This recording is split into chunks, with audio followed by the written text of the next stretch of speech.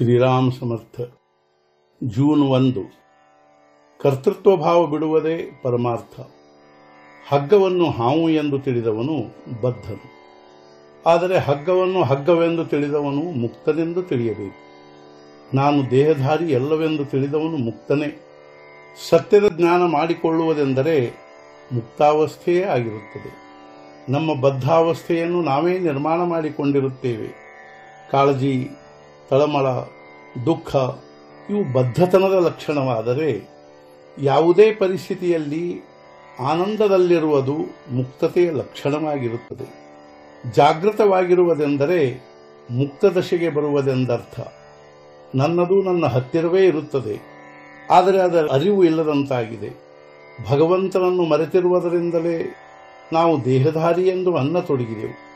ದೇಹವು ನನ್ನ ನಿಯಂತ್ರಣದಲ್ಲಿ ಇಲ್ಲವೆಂದ ಮೇಲೆ ನಾನು ದೇಹಧಾರಿ ಎಂಬುದು ಸಿದ್ಧವಾಗಲಿಲ್ಲ. ನಾವು ಕರ್ತೃತ್ವ ಭಾವವನ್ನು ನಮ್ಮ ಕಡೆಗೆ ತೆಗೆದುಕೊಳ್ಳುವುದರಿಂದ ಅದರೊಂದಿಗೆ ಸುಖ ದುಃಖಗಳು ಕೂಡ ನಮ್ಮ ಕಡೆಗೆ ಬರುತ್ತವೆ. ನನಗೆ ಸುಖವೂ ಇಲ್ಲ, ದುಃಖವೂ ಇಲ್ಲ ಎಂದು ಅನಿಸುವವನು ಮುಕ್ತನೆಂದೇ ತಿಳಿಯಬೇಕು. ಕರ್ತೃತ್ವ ಭಾವವು ಘಾತಕವಾಗಿರುತ್ತದೆ. ನಾನು ಇಷ್ಟು ದೊಡ್ಡ ಮನೆಯನ್ನು ಕಟ್ಟಿದೆನು, ಪ್ರಪಂಚವನ್ನು ಉತ್ತಮ ರೀತಿಯಿಂದ ಮಾಡಿದೆನು ಎಂದು ಪ್ರಾಪಂಚಿಕರಿಗೆ ಅಭಿಮಾನವೆನಿಸುತ್ತದೆ. ಅದರಂತೆ ಸನ್ಯಾಸಿಯು ಮಠದ ಅಭಿಮಾನ ಹೊಂದುತ್ತಾನೆ.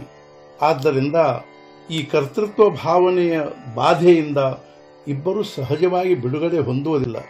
ಈ ಕರ್ತೃತ್ವ ಭಾವವನ್ನು ಬಿಡಬೇಕೆಂದರೂ ಅದು ನಮ್ಮಿಂದ ಬಿಡುಗಡೆಯಾಗುವುದಿಲ್ಲ ಎಂಬ ಅನುಭವ ನಮಗೆ ಯಾವಾಗಲೂ ಬರುತ್ತದೆ.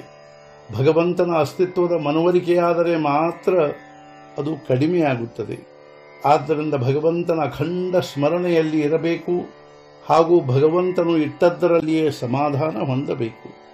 ಭಗವಂತನ ಸ್ಮರಣೆಯ ಹೊರತು ಯಾವುದರಲ್ಲಿ ನಮಗೆ ಸುಖವೆಂದು ಅನಿಸುತ್ತದೆಯೋ ಅದು ವಿಷಯವೆಂದು ತಿಳಿಯಬೇಕು. ವಿಷಯದ ಸಹವಾಸದಲ್ಲಿ ನಾವು ಪರಮಾತ್ಮನಿಂದ ದೂರವಾಗುವುದಕ್ಕೆ ಪ್ರಪಂಚವೆನ್ನುತ್ತಾರೆ, ಹಾಗೂ ಪರಮಾತ್ಮನ ಸಹವಾಸದೊಂದಿಗೆ ವಿಷಯದಲ್ಲಿರುವುದಕ್ಕೆ ಪರಮಾರ್ಥವೆನ್ನುತ್ತಾರೆ. ಫಲದ ಅಪೇಕ್ಷೆಯನ್ನಿಟ್ಟುಕೊಂಡು ನಾವು ಮಾಡುವ ಕೃತಿಗೆ ಕರ್ಮವೆನ್ನುತ್ತಾರೆ. ಆದರೆ ಕಿಂಚಿತ್ತೂ ಫಲಾಪೇಕ್ಷೆ ಇಲ್ಲದೆ ಮಾಡುವ ಕರ್ಮವೇ ಕರ್ತವ್ಯವೆನಿಸುತ್ತದೆ. ಹಾಗೂ ಈ ರೀತಿಯ ಕರ್ತವ್ಯವನ್ನು ಭಗವಂತನ ಸ್ಮರಣೆಯೊಂದಿಗೆ ಮಾಡುವುದಕ್ಕೆ ಪರಮಾರ್ಥವೆನ್ನುತ್ತಾರೆ. ಇದನ್ನು ಮಾಡುತ್ತಿರುವಾಗ ಭಗವಂತನನ್ನು ನಮ್ಮ ದೃಷ್ಟಿಯಿಂದ ದೂರವಾಗಿರುವುದಕ್ಕೆ ಅನುಸಂಧಾನವೆನ್ನುತ್ತಾರೆ. ಉದಾಹರಣೆಗೆ, ನಾವು ಒಂದು ಉತ್ತಮ ಪುಸ್ತಕ ಓದುತ್ತಿರುವಾಗ ನಮ್ಮ ಕಾಲಿಗೆ ಒಂದು ಇರುವೆ ಕಡಿಯುತ್ತದೆ. ಆಗ ನಮಗೆ ಅದರ ಅರಿವು ಕೂಡಲೇ ಆಗುತ್ತದೆಯಲ್ಲವೇ? ಈ ಅರಿವು ನಮ್ಮ ಶರೀರವನ್ನೆಲ್ಲ ವ್ಯಾಪಿಸಿರುತ್ತದೆ. ಅದರಂತೆ ಭಗವಂತನ ಅನುಸಂಧಾನವು ಪ್ರಪಂಚವನ್ನು ವ್ಯಾಪಿಸಿಕೊಂಡಿರಬೇಕು. ಪ್ರಪಂಚದ ಯಾವುದೇ ಕಾರ್ಯ ಮಾಡುತ್ತಿರುವಾಗಲೂ ಅನುಸಂಧಾನದ ಅಭ್ಯಾಸ ಮಾಡಬೇಕು. ಭಗವಂತನ ಅನುಸಂಧಾನವು ನಮ್ಮನ್ನು ಭಗವಂತನ ಕಡೆಗೆ ತೆಗೆದುಕೊಂಡು ಹೋಗುತ್ತದೆ. ನಾನು ಅನುಸಂಧಾನವನ್ನು ಕಾಯ್ದುಕೊಳ್ಳುತ್ತೇನೆ ಎಂದು ಮನಸ್ಸಿನಿಂದ ನಿರ್ಧಾರ ಮಾಡಬೇಕು. ಇಂದಿನ ಮುಖ್ಯ ವಿಚಾರ, ನಮ್ಮ ಕರ್ತವ್ಯವನ್ನು ಮರೆಯಬಾರದು ಹಾಗೂ ಭಗವಂತನ ಅನುಸಂಧಾನವನ್ನು ಕಾಯ್ದುಕೊಳ್ಳಬೇಕು. ಸದ್ಗುರುನಾಥ ಮಹಾರಾಜ್ ಕಿ ಜೈ. ಜೈ ಜೈ ರಘುವೀರ ಸಮರ್ಥ.